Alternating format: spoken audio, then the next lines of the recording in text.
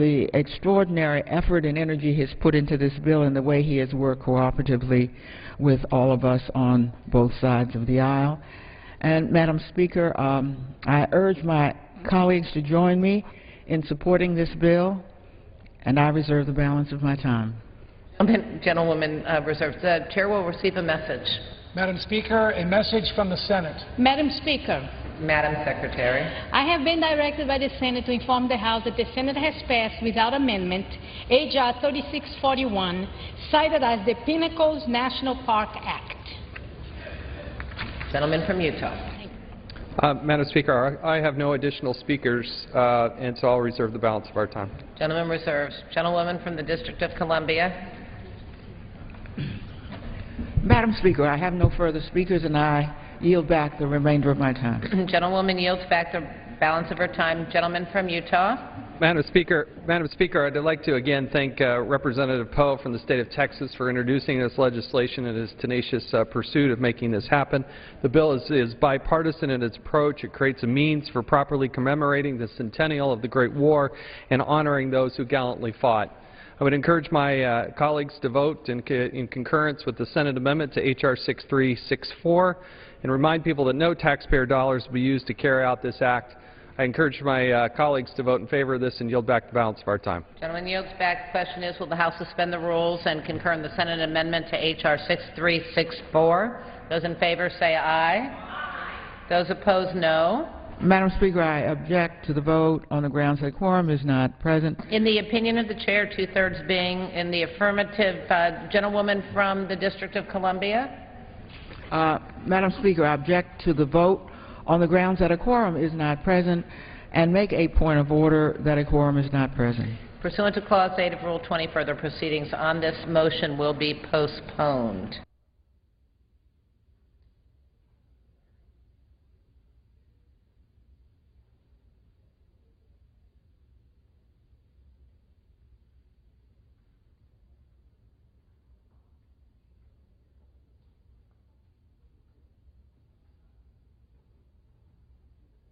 Does the gentlewoman from Florida seek recognition? Mr. Speaker, I move that the House suspend the rules and pass H.Con. Res. 145 as amended.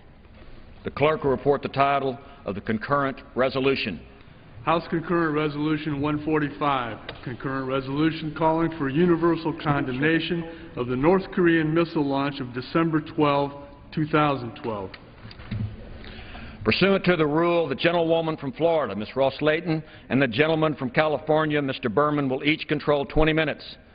The chair recognizes the gentlewoman from Florida. Thank the Speaker. I ask that all members may have 5 legislative days to revise and extend and to include extraneous material in the record on this bill. Without objection. I thank you, sir. I yield myself such time as I may consume. Gentlewoman's recognized. I rise to support this strongly bipartisan measure which condemns the latest provocation by North Korea. Pyongyang has once again flagrantly violated past United Nations Security Council resolutions and the assurances given to 6-party partners. I would also like to take this opportunity, Mr. Speaker, to sincerely congratulate President-elect Park for her victory in South Korea's hard-fought presidential election. The Republic of Korea is one of our nation's closest friends in Asia. Ours is a steadfast alliance forged in the crucible of war. 2 decades ago, with all eyes on Europe, the United States prematurely celebrated victory over communism and an end to the Cold War. But in 1989, the same year the Berlin Wall fell, tanks rolled into Tiananmen Square, crushing in a bloody massacre the democracy movement of the Chinese people. So while communism fell in Europe, it was revitalized in the world's most populous nation and preserved in North Korea and in my native homeland of Cuba. Pyongyang's recent missile launch awakens America to the fact that the shadow of communism still casts a long shadow over Asia. North Korea's expanding nuclear and missile proliferation threaten not only our allies in the Pacific, but potentially our own people as well. In Asia, the Cold War never ended, and the United States and South Korean forces stand guard together on this last frontier. Attempts to engage Pyongyang over the past 4 years have been met with repeated provocations. The kidnapping of 2 American journalists, repeated missile launches, 1 more nuclear test, the sinking of a South Korean naval vessel with the loss of 46 lives, and the shelling of a South Korean island. How much more should we endure before we say enough is enough? Sweet talk in Pyongyang only seems to inspire further belligerence. Our extended hand is met only with a clenched fist, but a fist grasping a knife. Those who had hoped for openness and reform from this new generation of the Kim dynasty saw their dreams go up in smoke on a North Korea launch pad. The only answer appears to be a coordinated, firm international strategy where current sanctions are reinforced and strengthened. This, of course, requires the cooperation of Beijing, a UN Security Council permanent member, who deceptively seems to tell one thing to Washington and yet another to Pyongyang. Press articles hailed the fact that China, in anticipation of the recent launch, had begun inspecting cargo on North Korean ships in search of contraband. The question this raises is, why has China not been inspecting North Korean ships since 2006? As first called for in a UN resolution, which was reinforced by another resolution in the year 2009. If UN member states would only enforce the sanctions currently on the books, North Korea would be unable to ignore the international community and the civilized world. The time for coordinated international action is now. The time, in fact, is long overdue. With that, Mr. Speaker, I reserve the balance of our time. Gentlewoman from Florida reserves. The gentleman from California, Mr. Berman, is recognized. Thank you very much, Mr. Speaker. And I rise in strong support of H. Con. Res. 145 as amended. Yield myself as much time as I may consume. Gentleman's recognized. I'd like to thank the sponsor of this legislation, the chairman of the Foreign Affairs Committee, Ms. Ross-Leighton, for her leadership on this issue and for her work in addressing the North Korean threat. Earlier this month, North Korea carried out a missile launch using ballistic missile technology in direct defiance of the international community. This important resolution condemns North Korea's launch, calls on the North to live up to its commitments, adhere to its international obligations, and deal peacefully with its neighbors. North Korea's missile launch is a blatant violation of UN Security Council resolutions 1718 and 1874. We urge the Security Council to take strong and concerted action to demonstrate that Pyongyang's actions are completely unacceptable. In particular, we call on China and Russia to work constructively with other members of the Council to show that the international community is united in condemning North Korea's provocative behavior. North Korea is only further isolating itself with its irresponsible action, and the development of ballistic missiles and nuclear weapons will never bring the real security and acceptance by the international community that the regime so desperately wants. Instead of pouring hundreds of millions of dollars into its so-called space program, nuclear programs, and massive military, North Korea should instead work to feed its own citizens and improve its dismal economy. We must continue to remain vigilant in the face of North Korean provocations and fully committed to the security of our allies in the region. I urge my colleagues to support this resolution, and I reserve the balance of my time. Gentleman reserves. Gentlewoman from Florida is recognized. Thank you, Mr. Speaker. I would like to yield such time as he may consume to the gentleman from California, Mr. Royce, the chairman of the Foreign Affairs Subcommittee on Terrorism, Nonproliferation and Trade, and chairman-designate of the full committee in the next Congress, who is not here, so I will reserve. Gentlewoman from Florida reserves. The gentleman from California, Mr. Berman, is recognized. I think we're both reserving our time. And here he comes. And I'm so pleased to yield this time to Mr. Royce to speak on the North Korea belligerent actions, and I thank him for his leadership on this and many of the issues that are facing our Foreign Affairs Committee. So, Mr. Royce, the time is yours. Thank you, Chairman. Thank you very much for yielding. Mr. The gentleman Speaker. from California is recognized for as much time as he wishes. Thank you, Mr. Speaker. I rise in support of this resolution, of which I am an original co-sponsor. I think members are very rightly concerned right now as the same technology that's used to put a satellite into space is also used in order to launch a ballistic missile. And this experiment by North Korea is definitely an advance for them. It's definitely a threat to the region. It's definitely a threat to the United States, because what we're talking about here are three-stage ICBMs. It is estimated that North Korea has spent $3 billion since 1998 on that missile program. That is the amount of money that would have bought enough corn to feed that country over the last 3 years. But instead of feeding its people, and I have been in North Korea, I've seen the malnutrition. Instead of feeding its people, it continues to plow billions of dollars into its military. That's the type of despicable regime we're dealing with, where $3 billion went into this project instead of feeding the population. And this is why the House has passed legislation to prohibit the United States from giving food aid to North Korea, because when we do so, money is fungible. And we have found in the past that that aid is both used to feed the military and it's sold on the exchange for hard currency. U.S. policy towards North Korea, hoping that North Korea will give up its weapons for aid, has been a failure. It's been a bipartisan failure, frankly, for decades, and it has gotten us now to this point. The hope that North Korea can be induced to abandon its ambitions for nuclear weapons and missiles distracts us, unfortunately. It distracts us from pursuing the very policies that might actually change the behavior of the regime and support its people.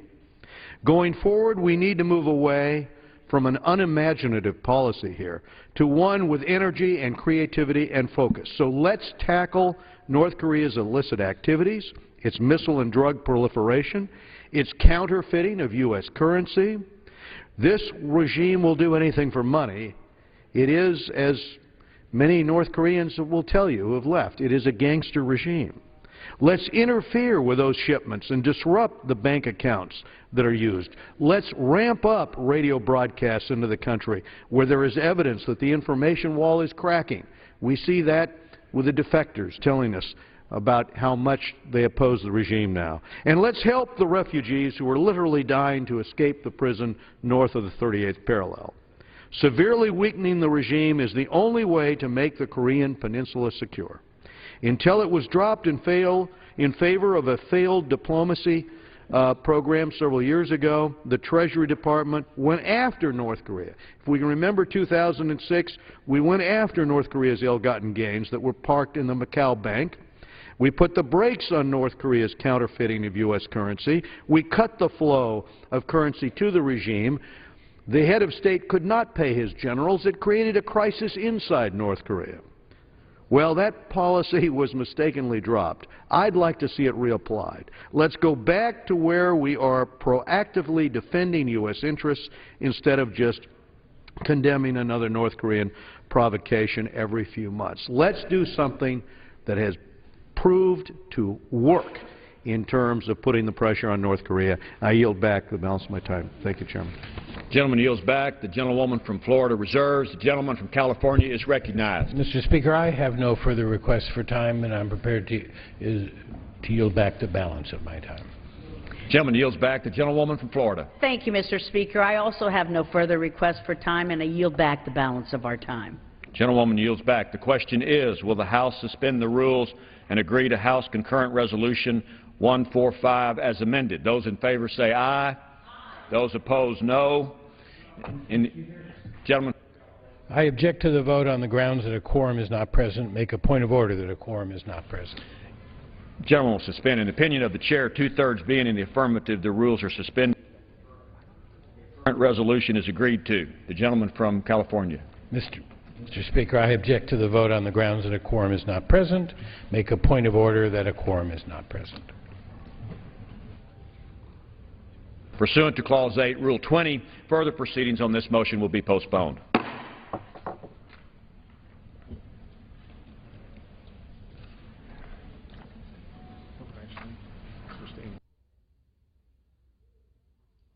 Does the gentlewoman from Florida seek recognition? Thank you, Mr. Speaker. I move that the House suspend the rules and agree to H-Res 134 as amended. Clerk will report the title of the resolution.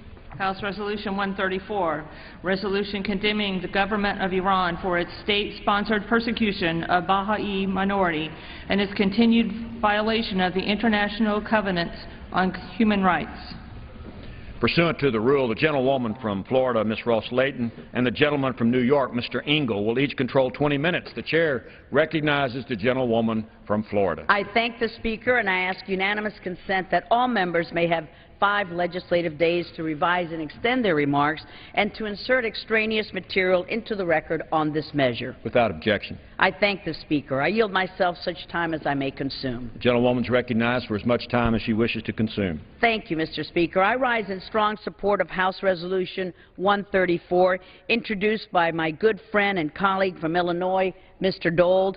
House Resolution 134 condemns the Iranian regime's persecution of Iran's Baha'i minority.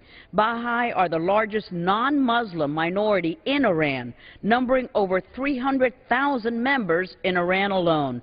Mr. Speaker, this resolution marks the 12th congressional action urging the Iranian regime to end its persecution of the Baha'i minority. And still, Baha'is do not have the freedom to practice their religion.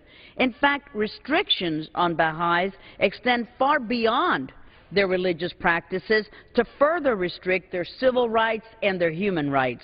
Many members of the Baha'i faith living in Iran are even subject to harassment, to persecution by the regime, and others, with extensive reports of confiscation of property, restrictions on travel, and raids on Baha'i homes and businesses. The Iranian government continues to arrest and detain Baha'is based on their religious beliefs, with at least 60 cases logged last year alone. The members of the national leadership of Baha'is in Iran, arrested in 2008 and unfairly tried with minimal access to their defense attorneys, are now serving a 20-year sentence for crimes including insulting religious sanctities and propaganda against the regime. The government maintains possession of many Baha'i properties that were seized following the 1979 revolution, including holy places, cemeteries, and historical sites. Many of those properties have now been destroyed. Baha'is are barred from leadership positions in the government and are only permitted to enroll in schools if they do not identify themselves to be Baha'i, and are required to identify as members of another religion in order to register for their entrance examinations.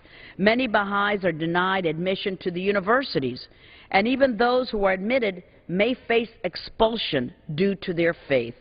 The Baha'i Institute for Higher Education, established after Baha'is were barred from attending other universities, was declared illegal this year, and 6 educators from that institute are currently imprisoned in Iran. These are just a fraction of the injustices, Mr. Speaker, that the Baha'is face at the hands of the Iranian regime. The regime has sought to make life as a Baha'i in Iran simply unlivable.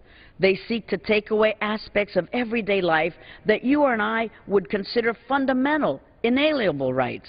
This resolution draws attention to their plight. It calls on the Iranian regime to end its campaign of abuse against the Baha'is. It condemns the Iranian regime for the persecution of the Baha'is and calls on the regime to immediately release the Baha'is that it wrongfully holds in captivity, including the 7 Baha'i leaders and the 6 Baha'i educators. And it calls for the President and the Secretary to publicly express the same sentiments. Finally, the resolution urges the President and the Secretary of State to use measures already enacted into law under the Comprehensive Iran Sanctions Accountability and Divestment Act of 2010 to sanction Iranian officials responsible for human rights violations against Baha'is and others. Mr. Speaker, I was a co-author of that legislation, and those measures are not here for show. They are there to punish those responsible for these egregious crimes and deter future human rights violations. It is therefore time for the administration to walk the walk and hold the Iranian regime officials from the so-called Supreme Leader and Ahmadinejad on down responsible for their violations of human rights of the Baha'is and other Iranians. I urge my colleagues to support this resolution, and I reserve the balance of our time. Gentlewoman from Florida reserves her time. The gentleman from New York, Mr. Engel, is recognized. Thank you, Mr. Speaker. I rise in strong support of H.Res. 134 as amended, and I yield myself as much time as I may consume. The gentleman is recognized for as much time as he wishes.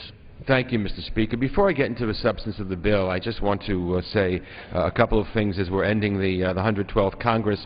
And in the 113th Congress, I'm about to take over as ranking member on the House Foreign Affairs Committee.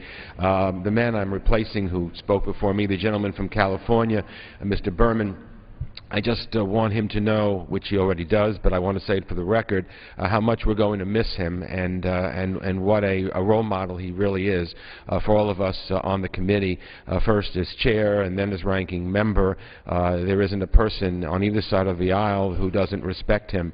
There isn't a person who doesn't understand how important he's been to the Congress, the many years he served in Congress, and particularly on the Foreign Affairs Committee. His shoes are going to be very hard to fill. I'm going to try the best I can, but I want him to know, which he already does, but I want to say it for the record, that I'm going to miss him as a friend, going to miss him as a colleague, and I think the Congress as a whole will miss him because he is one of the best, and I wish him only the very, very best as he moves on to a future endeavor.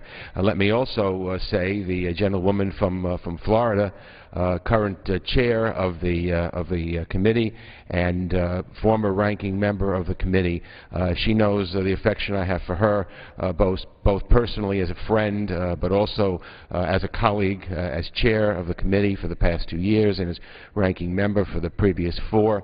She and I have worked together not only in these past 6 years, but for all the years we've been in Congress, and I think we've been in Congress almost the exact same time.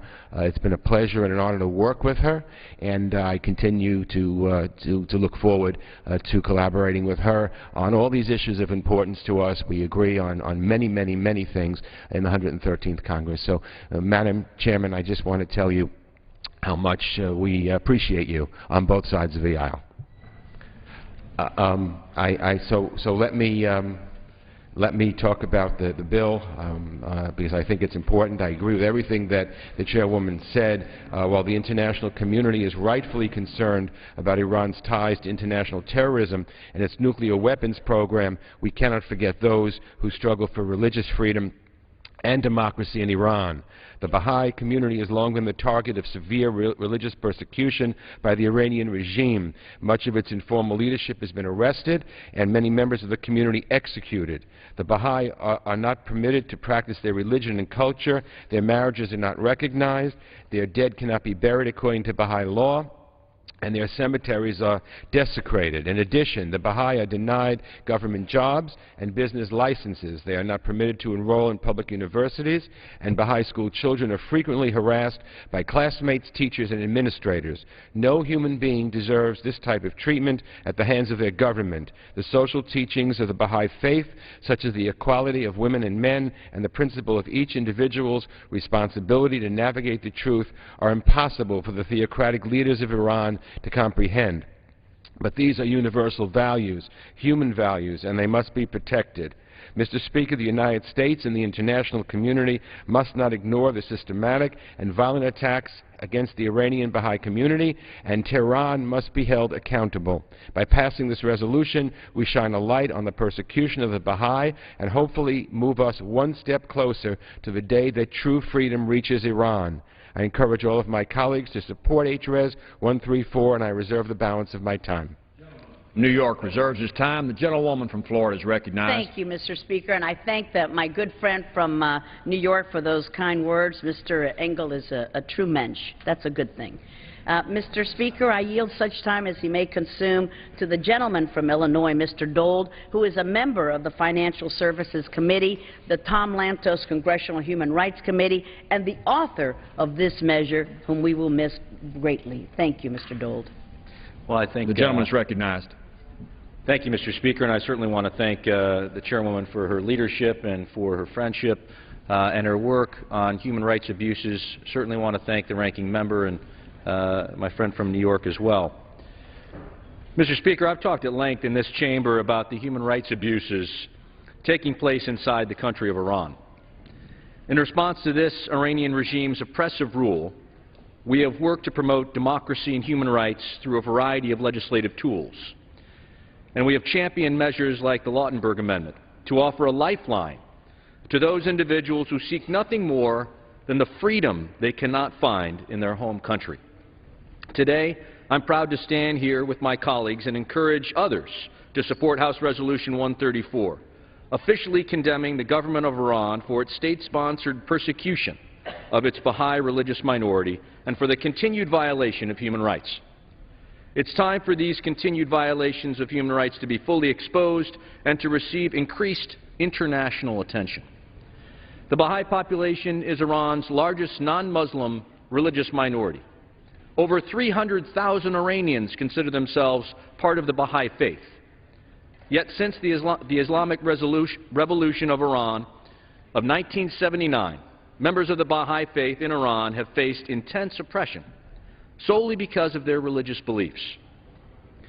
Baha'is are unrecognized under the Iranian constitution, and over 200 Baha'is have been killed in Iran since the revolution. Additionally, Baha'is are wrongfully imprisoned and discriminated against throughout the country. Baha'is are barred from universities, banned from government employment, and excluded from the social pension system unless they deny their religious affiliation. Their marriages are not recognized, their property is confiscated, their holy places and cemeteries have been desecrated. The situation has worsened considerably, Mr. Speaker, in the last year, as the number of Baha'is in prison has roughly doubled, and there have been raids on the Baha'i Institution of Higher Education, an alternative education system that the Baha'i community developed to educate Baha'i youth who are excluded from the state's university system. House Resolution 134 condemns the state-sponsored persecution performed by the Iranian government and calls on it to release the 7 imprisoned Baha'i leaders, 6 imprisoned educators, and all other prisoners held solely on account of their religious beliefs. Additionally, the resolution calls on the President and the Secretary of State to condemn the Iranian government's continued violation of human rights. Finally, the resolution urges the President and the Secretary of State to utilize available measures to sanction officials of the government of Iran and other individuals directly responsible for egregious human rights violations, including against the Baha'i community. Mr. Speaker, in recognition of the importance of this issue, this resolution currently enjoys over 146 bipartisan co-sponsors. On behalf of all those who are concerned about human rights abuses, and on behalf of the Baha'i community in the 10th District of Illinois, which is home to the Baha'i Temple of North America. The beautiful temple in Wilmette is one of only 7, Mr. Speaker, throughout the world. I'd like to encourage my colleagues, my friends, to vote in support of H.Res. 134's passage. I thank you, and I thank again the chairwoman for her leadership, and I yield back. Gentleman yields back. The gentlewoman from Florida reserves. The gentleman from New York is recognized. I have no further speakers, so I yield back the balance of my time. Gentleman yields back. Thank you, Mr. Speaker. I also have no further requests for time, and I yield back the balance of our time. Gentlewoman yields back the balance of her time. The question is, will the House suspend the rules and agree to House Resolution 134 as amended? Those in favor say aye. Aye. Those opposed, no. In the opinion of the Chair, 2/3 being in the affirmative, the rules are suspended. The gentleman from New York. I object to the vote on the grounds that a quorum is not present and make a point of order that a quorum is not present. Pursuant to Clause 8, Rule 20, further proceedings on this motion are postponed. What purpose does the gentlewoman from Florida seek recognition? Thank you, Mr. Speaker. I move that the House suspend the rules and agree to H-Res 834. Clerk will report the title of the resolution. House Resolution 834, resolution urging the governments of Europe and the European Union to designate Hezbollah as a terrorist organization and impose sanctions, and urging the President to provide information about Hezbollah to the European allies of the United States and to support the government of Bulgaria in investigating the July 18, 2012 terrorist attack on Burgas.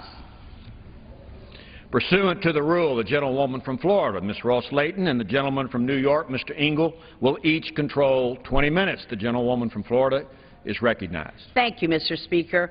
I ask unanimous consent that all members may have 5 legislative days to revise and extend their remarks and to insert extraneous material into the record on this measure. Without objection. I thank the Speaker. I yield myself such time as I may consume. Gentlewoman from Florida is recognized for as much time as she wishes to consume. Thank you, Mr. Speaker. I rise in strong support of House Resolution 834, introduced by my good friend and colleague from Pennsylvania, Mr. Kelly.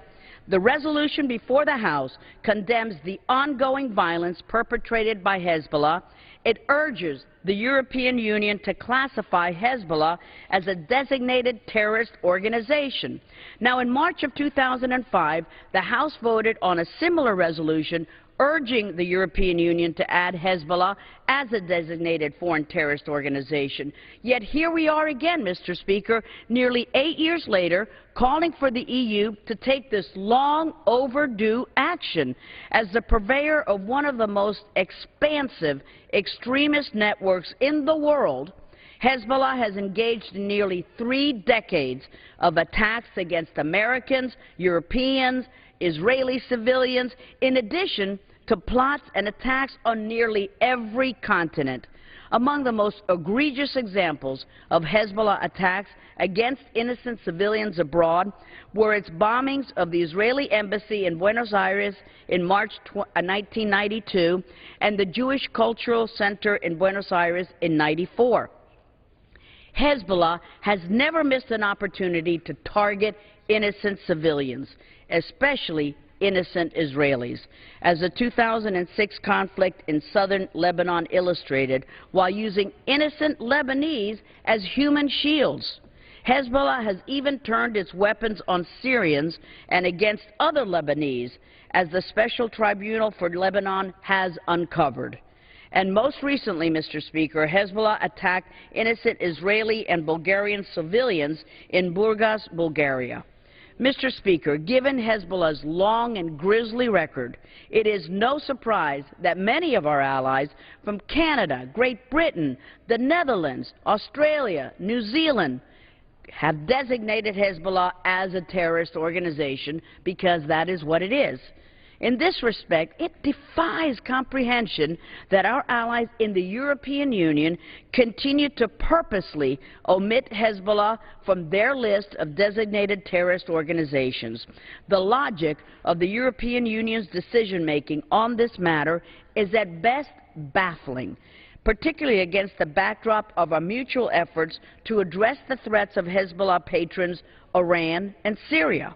By simply designating Hezbollah as a terrorist organization and stating the obvious, the European could deprive Hezbollah of access to millions of dollars in European banks and other financial institutions, while making an enormous contribution to regional stability, saving hundreds of lives that would otherwise be Hezbollah's future victims. Again, I strongly support this Kelly resolution, and I urge all of my colleagues to do the same. With that, Mr. Speaker, I reserve the balance of our time. Gentlewoman from Florida reserves her time. The gentleman from New York, Mr. Engel, is recognized. Thank you, Mr. Speaker. I rise in strong support of H.Res. 834 and yield myself as much time as I may consume. The gentleman is recognized for as much time as he wishes to consume. Thank you. This important resolution urges the nations of Europe and the European Union to designate Hezbollah as a terrorist organization and to impose sanctions on it. We know from our experience with Iran that sanctions, and in fact all diplomacy, are most effective when they are multilateral. The more multilateral, the better. We are particularly strong in such matters when we and our friends and allies in the European Union stand shoulder to shoulder. That's why Europe's seemingly inexplicable refusal to classify Hezbollah as a terrorist group has been so disappointing over the years. Hezbollah is a charter member of the Foreign Terrorist Organization list in the United States. Its crimes are legion, spread over many continents, and far too numerous to list here. They begin in the early 1980s with deadly bombings of the U.S. Embassy and the U.S. Marine and French Army barracks in Beirut, and they have continued up to the present day. I still remember President Reagan, talking about it after so many of our Marines were murdered in Lebanon. Let me mention just a few of the other lowlights. Countless kidnappings of Americans and Europeans in the 1980s and 1990s. The Cobalt Towers attack that killed 19 Americans in 1996. The 1992 bombing of the Israeli embassy and the 1994 bombing of the Amia Jewish Community Center in Buenos Aires, again with multiple killings. The murder of Americans in Iraq and the training of other Iraqi militants, and countless assassinations in Lebanon, including most likely that of former Prime Minister Rafik Hariri in 2005. In 2006, Hezbollah's unprovoked murder of 3 Israeli soldiers caused a war during which Hezbollah rocketed civilian targets in Lebanon and used Lebanese civilians as human shields. Over the past 2 years, it has staged attacks from Turkey to Thailand. Today it has forces in Syria fighting on behalf of Assad and the murderous Assad regime and helping to train Assad's thugs. In addition, this year Hezbollah twice has been directly implicated in terrorism on European Union territory. In Bulgaria, where a suicide bomber killed 5 Israeli tourists and a Bulgarian, and in Cyprus, where an apparent Hezbollah terrorist attack was thwarted. The failure of most European nations to designate Hezbollah has been based on the flimsiest of reasons, namely that Hezbollah provides social services to the Shiite community and participates in electoral politics in Lebanon. In fact, Hezbollah takes a very novel approach to electoral politics, using a militia to intimidate voters into voting for them. And by the way, it's a lesson that Hamas has learned very, very well.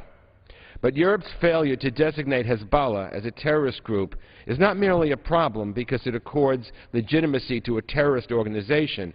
Rather, it has important operational consequences as well.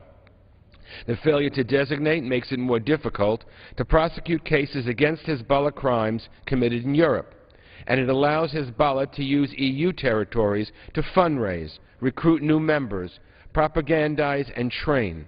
And thus the freedom Hezbollah enjoys in Europe ultimately affects non-Europeans as well. The European Union obviously will make its own decisions on this matter, but it's hard to escape the conclusion that the EU's failure to designate Hezbollah undermines both Europe's security and ours as well. The State Department's top counterterrorism official recently said that he's, quote, cautiously optimistic at last about the prospects for an EU designation of the group, unquote. I hope his optimism is justified. Until it is borne out with an actual terrorist designation, however, it is important that we join the Senate in going on record as urging the European Union to make that designation, which would be so beneficial to the fight against terrorism worldwide and to our own national security. I urge my colleagues to support this referendum, and I reserve the balance of my time. New York reserves its time. The gentlewoman from Florida is recognized. Thank you, Mr. Speaker. I would like to yield such time as he may consume to the gentleman from Pennsylvania, Mr. Kelly, an esteemed member of our House Foreign Affairs Committee and the author of this bill. The gentleman from Pennsylvania is recognized for as much time as he wishes to consume. I thank the Speaker, and I thank the gentlelady for your guidance and your leadership the last couple of years. It was a joy serving with you in Foreign Affairs. Thank you so much. I rise today in support of House Resolution 834 and urge the EU and member states to designate Hezbollah as a terrorist organization. Hezbollah is called the A-team of international terrorist organizations by terrorism experts. Hezbollah was created by Iran's Islamic Revolutionary Guards Corps Quds Force in 1982 and is a primary terrorist proxy of Iran. Hezbollah receives weapons, training, money and support from Iran and Syria. Hezbollah has left its bloody fingerprints around the world in the last 30 years. Hezbollah has been implicated in numerous deadly terrorist attacks against Europeans, Americans, and Israelis. In 1983, the bombing of the U.S. Embassy in Beirut, which killed 63 people. The 1983 bombing of the U.S. and French barracks of the multinational force in Lebanon, killing 241 American servicemen and 58 French soldiers. The 1992 bombing of the Israeli embassy in Buenos Aires, killing 29 people. The 1994 bombing of the AMIA Jewish Community Center, the building in Buenos Aires in 1994, killing 85 people. The suicide bombing on July 18, 2012, that killed 5 Israeli tourists and a Bulgarian driver in the town of Burgas, Bulgaria, has all the hallmarks of a Hezbollah attack. Hezbollah has created violence and instability in Lebanon. In addition to terrorist attacks and political assassinations, it has launched thousands of rockets and missiles at Israel from within Lebanon. Hezbollah supports Bashar al-Assad's brutal, ongoing violence against the Syrian people. It is long past time for the EU and its members to join the U.S. and other allies and list Hezbollah as a terrorist organization. And I would ask the EU, as a recipient of the 2012 Nobel Peace Prize, to please wake up. The U.S. designated Hezbollah as a terrorist organization in the late 1990s. Canada and Australia, as well as the U.K. and the Netherlands, both EU members, also list Hezbollah as a terrorist organization. Failure to recognize and designate Hezbollah allows it to continue invading law enforcement, intelligence and security services, and it endangers the people of Europe. Hezbollah cannot claim to be a legitimate political party or a provider of social services when it refuses to abandon its terrorist agenda. Both the United States and the EU must be united in our fight against Hezbollah. This resolution, H-Res 834, urges the EU and member states to designate Hezbollah as a terrorist organization and to prevent Hezbollah from using EU territories for fundraising, for recruitment, for training, for propaganda, and any other activities. It urges the EU and its members to impose sanctions on Hezbollah for supporting the Assad regime's brutal violence against the Syrian people. And it affirms our support for the Bulgarian government in its investigation of the July 18, 2012 terrorist attack and urges our President to support that investigation. It urges the President to provide information to our European allies regarding Hezbollah's terrorist activities, subversion of democracy in Lebanon, and the support of Assad's violence in Syria. This Congress has and will do all it can to urge the EU to do the right thing and list Hezbollah as a terrorist organization. In September, my good friend Gus Bilirakis from Florida, Mr. Deutsch, Mr. Israel, Mr. Siris, and I led a bipartisan group of 268 House members to send a letter to the President and the 27 ministers of the European Commission urging the Commission to include Hezbollah on the EU terrorist list. I might mention, Mr. Deutsch and I had talked one day walking into our offices about how well our staffs had worked together to forge this letter, to put it together. And we do things in a lot of bipartisan ways. I think sometimes it gets lost in the wash of other things that are going on. I especially want to thank all those members of the staffs, and also one of my staff members, Mr. Isaac Fawn, for the tireless work he put in. Now, earlier this month, the Senate unanimously passed Senate Resolution 613, which also urges the EU to declare Hezbollah a terrorist organization. H-Res 834 has over 80 bipartisan co-sponsors. I urge my colleagues to vote yes on H-Res 834. And it's time to recognize Hezbollah for what it is. If it waddles like a duck and quacks like a duck, it is a duck. This is a terrorist organization. It needs to be recognized and designated as one worldwide. I thank the Speaker, and I yield back my time. The gentleman from Pennsylvania yields back his time. The gentlewoman from Florida reserves. The gentleman from New York is recognized. Thank you. I yield 3 minutes to the gentleman from Ohio, Mr. Kucinich. The gentleman from Ohio is recognized for 3 minutes. First of all, I want to begin by thanking the Chair and the Ranking Member for their commitment to security to Israel and to the region. And I want to thank Mr. Kelly for his commitment, similar. In my office, which I recently shut down because I'm not going to be in the next Congress, I had a pedestal on which rested a bomb fragment that I brought back from the village of Cana in South Lebanon. Cana is the place where Christ is said to have performed his first miracle.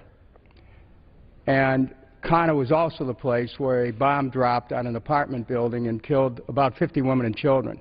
I brought a fragment of that bomb back, put it on a pedestal in the office, and within that pedestal I put the dog tags of 3 Israeli soldiers who were captured, kidnapped. I got the dog tags from their parents. I had that in my office from 2006 when I first went to Lebanon to look at the effects of the war. And I have them together because they represent the parenthesis on a human tragedy. We're all concerned about Israel's security. And I rose on the floor of this House when the war started to talk about it, putting immediately into effect a plan that would stop the war. And I've been to South Lebanon and Israel on several occasions. I want to add a word of caution here, because what I'm concerned about, notwithstanding the best intentions of my friends who are taking a strong stand here, is that the impact of this resolution on a United Nations force in Lebanon, UNIFIL. There are European troops there. Their mission is to enforce UN Security Resolution 1701 to end the hostilities between Hezbollah and Israel. UNIFIL has been working with Hezbollah to stabilize South Lebanon. And there are reports on the ground, from the ground, that they have helped to achieve a good measure of stability in that regard. Even reports that Hezbollah has worked to help curb the work of terrorist cells of extremist bent. UNIFIL has, in effect, worked with Hezbollah. Peacekeepers have worked with Hezbollah. They've developed a relationship for future dialogue. Now, I'm concerned that this resolution could make it even more difficult to enforce UN Resolution 1701, and that if it's passed, one of the things that this Congress has to consider is that the Lebanese army itself has to be strengthened. We cannot. Could I have another half minute? 1 minute. We have to look at the implications of this. If you have European countries who are essentially part of the UNIFIL presence in South Lebanon, in furtherance of a UN resolution to end the hostilities between Hezbollah and Israel, to create safety for both the people of Israel and the people of Lebanon. We've got to be very careful here that we don't create a situation that is the opposite of what we are trying to achieve. And if this resolution passes, and unfortunately I'm not going to be able to support it, but if it passes, we have to do something to strengthen the Lebanese army. Because if the Lebanese army isn't strong enough, then you have a situation where the very thing that we are opposing here could come to pass with great force. So I would just urge your consideration of that, and I thank you very much for giving me an opportunity to put this forward. And I thank my colleagues for their constant support of Israel. Thank you. The gentleman yields back his time. The gentleman from New York reserves. The gentlewoman from Florida is recognized. I'm going to continue to reserve. Gentlewoman from Florida continues to reserve. Yes, sir. Gentleman from New York. Yes, I yield 3 minutes to the gentleman from Florida, Mr. Deutsch. Gentleman from Florida is recognized for 3 minutes. Thank you, Mr. Speaker. Mr. Speaker, I rise today in support of House Resolution 834, which urges the European Union to take steps to swiftly designate Hezbollah a terrorist organization. Despite its history of violent civilian attacks, our European partners in fighting terrorism as a whole have yet to formally recognize Hezbollah as a foreign terrorist organization. Mr. Speaker, the failure of the EU to gain consensus on this matter serves as a grave injustice to those who have been the victims of terror attacks masterminded and carried out by Hezbollah throughout the world. From the suicide truck bombings of the U.S. Embassy in Beirut in April 1983 that killed 63, the U.S. Marine barrack bombing in October 1983 that killed 241 American military personnel, a separate attack on the French military compound that killed 58, as well as the hijacking of TW-847 in 1985, Hezbollah's role in the 1994 bombing of the Israeli-Argentine Mutual Aid Association in Buenos Aires that killed 85, right up to the terrorist attack this summer at a Bulgarian airport that killed 6. Hezbollah has shown its propensity to attack civilians and to attack them anywhere in the world. It's also shown its propensity to attack even within Lebanon, where the group is responsible for the 2005 assassination of Prime Minister Hariri. Hezbollah and its state sponsor, Iran, continually spread anti-U.S. and anti-Israel rhetoric and incitement, with Hezbollah chief Hassan Nasrallah recently threatening to rain down rockets on Israel, quote, from the Lebanese border to Jordan to the Red Sea, from Kiryat Shimona to Eilat, prompting harsh rebukes from several prominent members of Lebanon's parliament. By failing to label Hezbollah a terrorist organization, Hezbollah is free to continue its operations, including recruiting and fundraising in Europe. Mr. Speaker, we deeply value our relationship with our European allies, including our joint commitment to combating terror around the globe. We appreciate their partnership in enacting crushing sanctions designed to thwart Iran's nuclear ambitions. But we do not understand the failure of our friends to join together in stopping this organization's reign of terror. That's why we are here this morning speaking about House Resolution 834. Mr. Speaker, in conclusion, I'd like to thank my friend Congressman Kelly, as well as Chairman Ross-Leighton and Ranking Member Berman for their leadership on this issue. My friend, Mr. Engel, the incoming Ranking Member, I look forward to working with you, continuing to work on these vitally important issues. And I urge my colleagues, Mr. Speaker, to support this resolution. Thank you, and I yield back. The gentleman yields back his time. The gentleman from New York reserves. The gentlewoman from Florida continues to reserve. The gentleman from New York. Thank you, Mr. Speaker. I have no further speakers, so I yield back the balance of my time. Gentleman from New York yields back. Gentlewoman from Florida. Thank you, Mr. Speaker. I also have no further requests for time, and I yield back the balance of our time. Gentlewoman from Florida yields back the balance of the time. The question is, will the House suspend the rules? Agree to House Resolution 834. Those in favor say aye. Aye. Those opposed, no.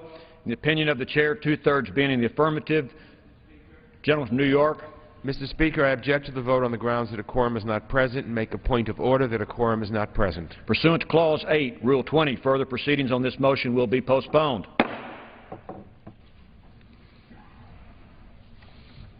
What purpose does the gentlewoman from Florida seek recognition? Thank you, Mr. Speaker. I move that the House suspend the rules and agree to House Res 193 as amended. Clerk will report the title of the resolution. House Resolution 193, resolution calling on the new government of Egypt to honor the rule of law and immediately return Noor and Ramsey Bauer to the United States. Pursuant to the rule, the gentlewoman from Florida, Ms. Ross-Leighton, and the gentleman from New York, Mr. Engel, will each control 20 minutes. The chair recognizes the gentlewoman from Florida. I thank the Speaker. I ask unanimous consent that all members may have 5 legislative days to revise and extend their remarks and to insert extraneous material into the record on this measure. Without objection. Thank you, Mr. Speaker. I yield myself such time as I may consume. The gentlewoman from Florida is recognized for as much time as she wishes to consume.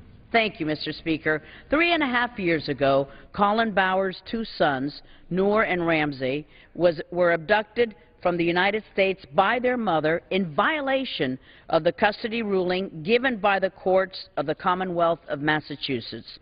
The boys' mother used forged passports to remove the boys from the United States and take them to her native land of Egypt, despite the fact that a court ruling stipulated that she was not to remove them from Massachusetts.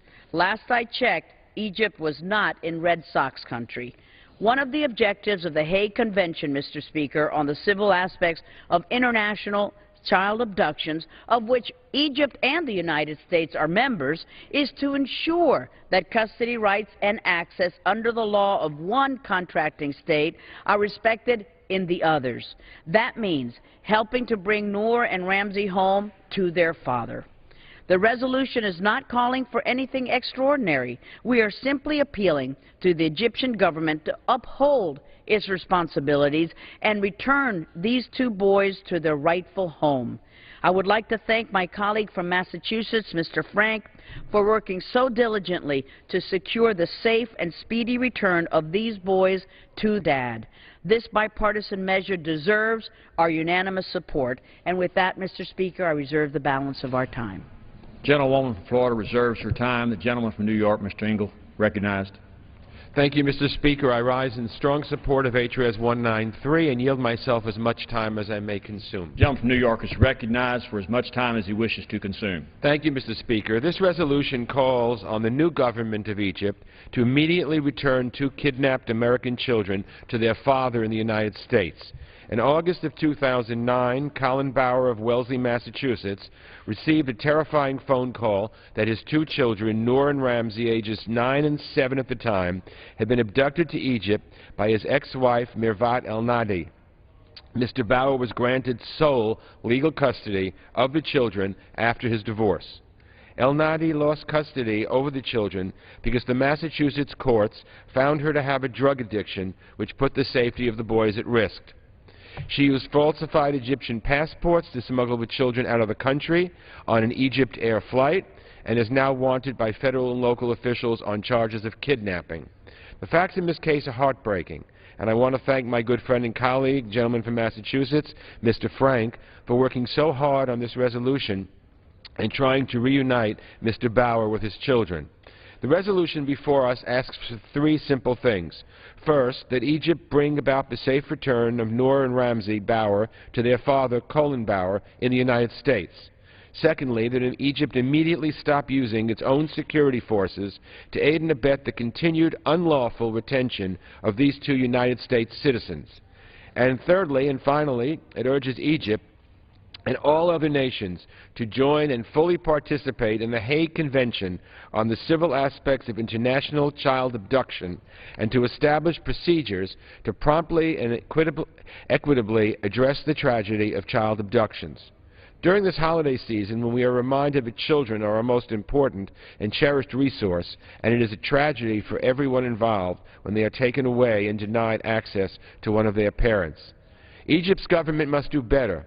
What the Mubarak and now Morsi governments have done is actively work to make sure Mr. Bauer is not part of his children's lives. This is unjust, illegal, tragic, and unacceptable. And sadly, Mr. Speaker, this is but one of 31 separate cases involving American children wrongfully removed from the United States to Egypt. Mr. Speaker, I ask that all my colleagues join me in supporting this important resolution, and I reserve the balance of my time. The gentleman from New York reserves his time. The gentlewoman from Florida continues to reserve. The gentleman from New York. Yes, thank you, Mr. Speaker. I now yield 3 minutes to a gentleman from Massachusetts, Mr. Frank. The gentleman from Massachusetts is recognized for 3 minutes. Mr. Speaker, my thanks go to the chair of the committee, the gentleman from Florida, the ranking member from California, Mr. Berman, and the new ranking member, Mr. Engel, for giving us a chance to try to achieve not just justice, but love, the love of a father for children for whom he grieves daily because they were illegally and abusively kidnapped. As the gentlewoman from Florida pointed out, this kidnapping was in violation of a decision by the family court in Massachusetts giving full custody to the father. Members will not be surprised to learn that there have been very few complaints that I've ever heard of there being a bias in favor of fathers in those courts. Some say there's a bias in favor of mothers. There is certainly a presumption, as I understand it, in favor of mothers. So for a court to say unequivocally that the father gets sole control is a strong indication of the unfitness of the mother. And so the case is very clear. But I want in my remarks, Mr. Speaker, to address the government of Egypt. There's a new government in Egypt. There are points of friction between Egypt and the United States. We have a great interest in a good relationship. The foundation of peace in the Middle East began in the 1979 with the Camp David Accords. America has consistently provided Egypt with more foreign assistance than all but a handful of nations. And in this current period when there are issues that could arise that could divide us, I urge the Egyptian government not to put or keep in place a serious problem, not an irritant. It's more than an irritant when a loving father who has been given custody of his children because of the court's decision that the mother is unfit by virtue of a drug addiction, when he is denied the ability to have his paternal instincts honored, to be able to honor and protect his children. And I urge the government of Egypt, do not minimize the extent to which this will be an obstacle. I will not be here in a week, Mr. Speaker. I don't think I'd be here this week. But I know that my successor in Congress, Mr. Kennedy, and my colleagues, the chair of the committee, the ranking member, will not forget this. The government of Egypt will be seeking from this House supportive measures. And there are a lot of reasons why we want to work together. I plead with them. Do not allow what to us is a very serious issue. Perhaps to some in Egypt it appears minor. But to have a father's children taken away from him and kidnapped with the implicit cooperation of the prior Egyptian government. And if the current Egyptian government is a grave problem, if the current Egyptian government does not correct this situation, it will be an obstacle to the kind of cooperation that is in our mutual interest. I hope we get a very large, indeed unanimous vote for this resolution, and the Egyptian government understands that it is not just justice, but its best interests that call for compliance. Gentleman's time has expired. The gentleman from New York reserves. Gentlewoman from Florida continues.